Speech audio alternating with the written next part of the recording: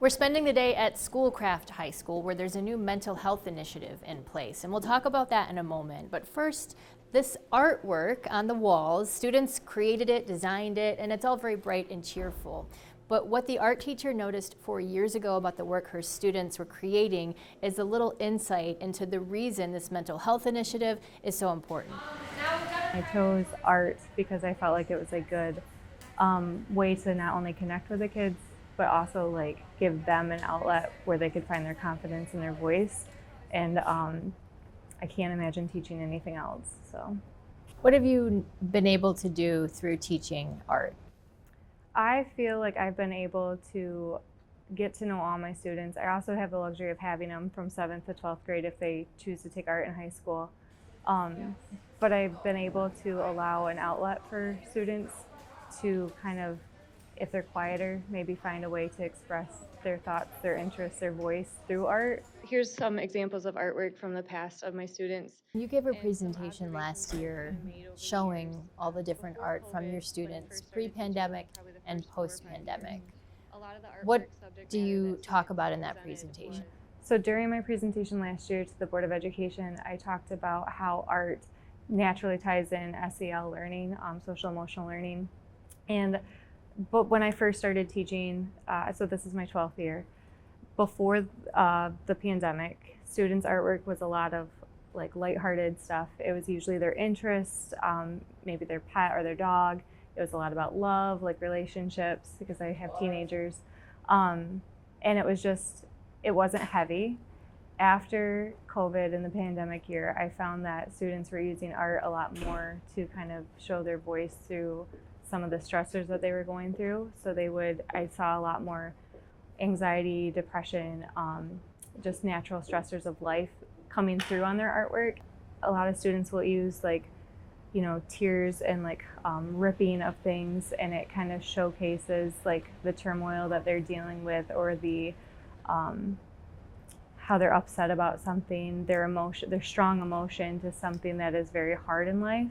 And so those are a few examples of imagery that I can think of through past examples, or having their mouth covered because they can't say what they really want to feel. So they will use a drawing with tape over a mouth or something like that.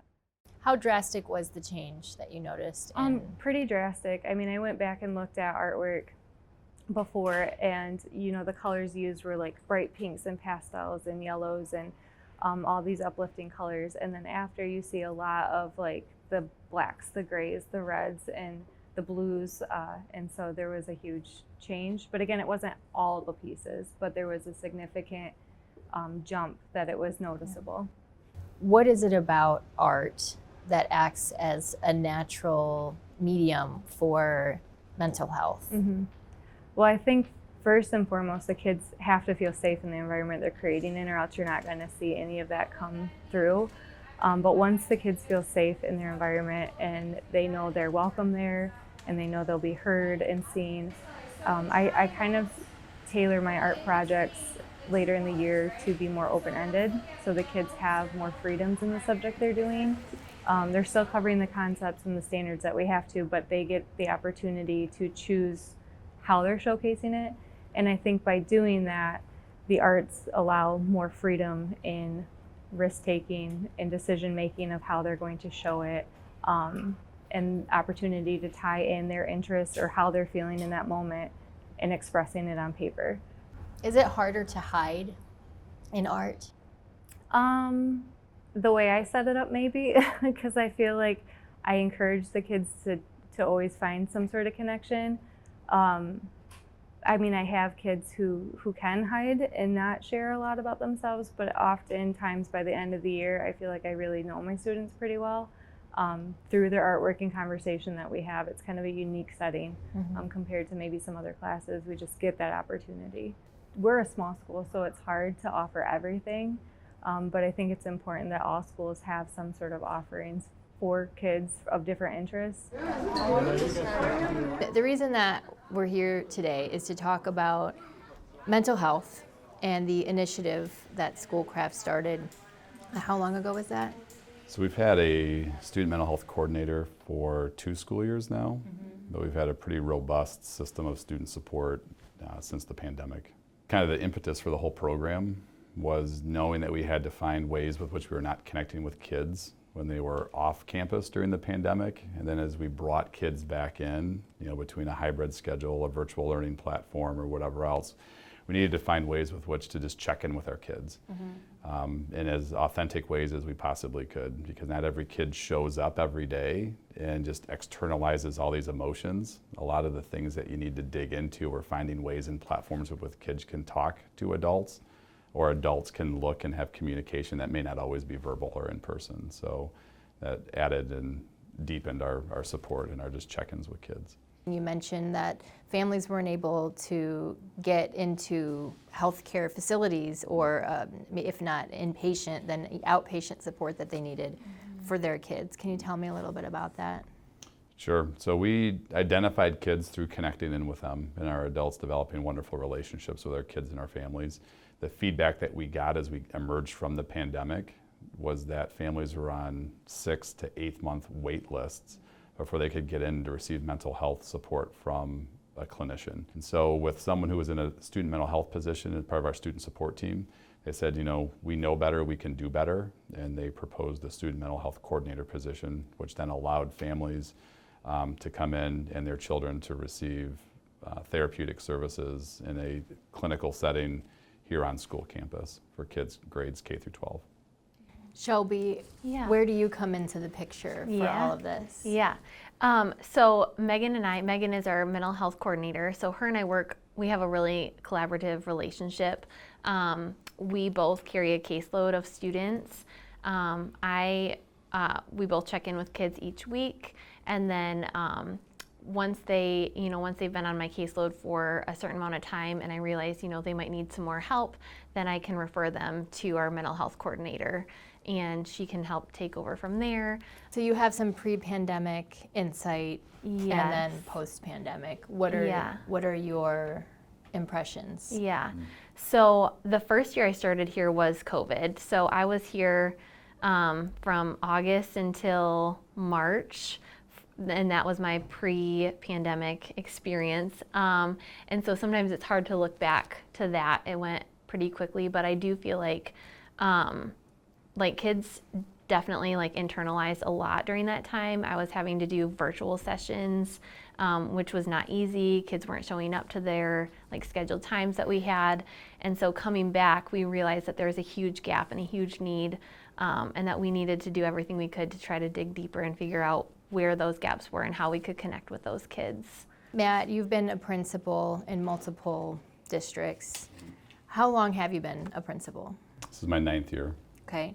So in the different areas where you've been urban and suburban, or rural. With the idea of a mental health coordinator, is this the first time that you've seen that instituted where you've been? The difference that this position makes is it allows us to speed up our support of kids, so it's closer to on time when they're in their greatest sense of need or when something hits our radar. In an urban environment where I was before Schoolcraft, our ratio of someone like Shelby, who's a school social worker, was about 1 of her to about our high school population and our middle school population. So it was at about 16 to 1,700 kids. Here we're fortunate enough to have adults that we can put in front of kids to lower that ratio, where with our student support team, we have about a 1 to 175 ratio, or about 1 to 200 ratio of someone in specific roles for student mental support to kids. It's a real difficult indictment of education when we know there's kids in urban areas or high areas of poverty where they need this level of mental health support and triage. And sometimes districts like that are not equipped because they don't have access to the resources to get people like Shelby and our student mental health team in front of kids that need us the most. So we recognize the place of privilege that we're in here in Schoolcraft, but the reality is that we know better, we can do better, and we want this to become an example of how to do student mental health better for kids and families in our community. Can you give me some examples of how this has worked in situations where in the past it might have taken a lot longer? Before we went into summer break, We had a student who was providing some ideation for self-harm, and that showed up as a teacher noticing that a kid was not doing well. That teacher then reporting it to our student mental health team. Shelby and team came in, did a quick intake on the student, observed that something is in fact not right. We conducted our risk and threat assessment protocol here, worked and collaborated with the family, and then that particular kid was allowed, or not allowed, but then had access to the support they needed over the summer. When they returned to the school year, we had that agreement where we're going to have constant communication between the family, the school, and the mental health team outside of campus, because this was a case where something went really well. And then we could take the student from there, get them in front of our student mental health coordinator, and continue the levels of support they were getting when they weren't here in person for the school year. When you see things like what happened in Oxford and what happened in Georgia and the accountability that's happening after the fact, what does that say to you as an administrator in terms of what you need to do, and even going beyond what the requirement is legally in terms of protecting students? Yeah, so it's really easy in times of crisis to want to harden environments, to say we need more metal detectors, we need more uniformed people in front of our kids, and harden these environments so they feel like a jail and a penitentiary. But the reality is, and I think the research backs this, and our experience backs this, is when you soften an environment, not softening and weakening your standards, but softening them in with like soft skills, relational skills, social emotional learning skills, and building relationships between adults and kids. You can get quicker on the front foot on when a kid's not having their best moment, and then allow the resources to be activated to get in support of that kid. The other part is we have a tool for our risk and threat assessment protocol here, where we look at these all too frequent incidents of school tragedies, and we put it up to the litmus test of the research that comes out of that. And we hold it up to the findings of those occurrences and say, does this tool still work in those cases, and will it hopefully give us the best information we can to make preventative decisions here at school? And it's changed and it's evolved based on the research and the findings, but it's also withstood those incidences as being things that help us do our best work to keep our kids supported, our school community safe, and our adults in the loop on how we support our kids here at school. School social workers are great, caring and compassionate adults are great, but the student mental health coordinator gives us that extra notch, that extra gear that we can hit that deepens the immediate support we can provide kids. Kids and families don't get in better places when they're removed from school for long periods of time. So if we're able to safely have a kid here at school, continue their educational support while putting them in front of really amazing adults, but then also give them this mental health support and this clinical work, it's just another thing that adds to the value of coming here, but then also keeps kids on a trajectory where they can do their best learning, their best thinking, their best growing.